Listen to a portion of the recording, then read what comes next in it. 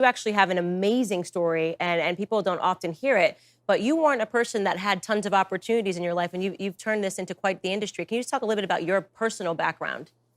Yeah, I grew up, my family's from Boston. My mom was a single mother. We moved to Vegas. My mom was a nurse, and they were paying nurses more than anywhere else in the country, so that's why we moved to Vegas.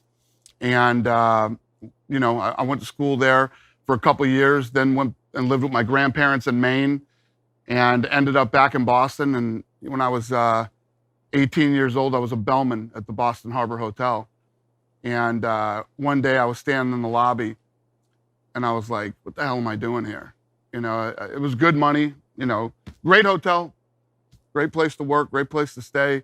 They had all the things that you think you want in life. I made tips, you made good money every day. They had a 401k, health insurance, all those things. But I just said, this isn't me. This isn't what I want. And I literally walked out the door and quit. And What was that moment?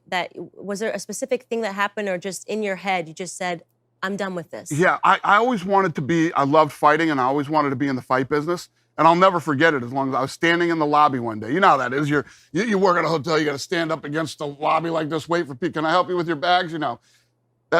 I'm like, I literally said, what the hell am I doing here? Why am I doing this? I talk about that so often. It's almost a mentality switch when you can just kind of say to yourself, I don't want this for my life anymore. Right. And you did this. 100%. And I tell people all the time, people say, what's the worst thing that can happen? The worst thing that can happen is not trying. Not trying is the worst thing that can happen. If everything failed and none of it worked out, you go back to work. I mean, you can go get a job like that any day of the week. And I'm 19 years old at this time, and everybody's telling me, what are you going to do? What are you going to do? I want to get in the fight business. Right. And then you hear how stupid that is. It's the dumbest thing anybody's ever heard.